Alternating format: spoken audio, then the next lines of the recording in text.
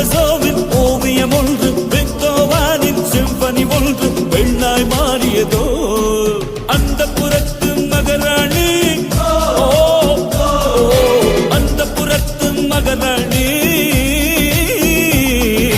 அழகிய லேலா, அவள் இவளது ஸ்டைலா, சந்தன மேலா, இவள் மன்மத புயலா, அடடா பூ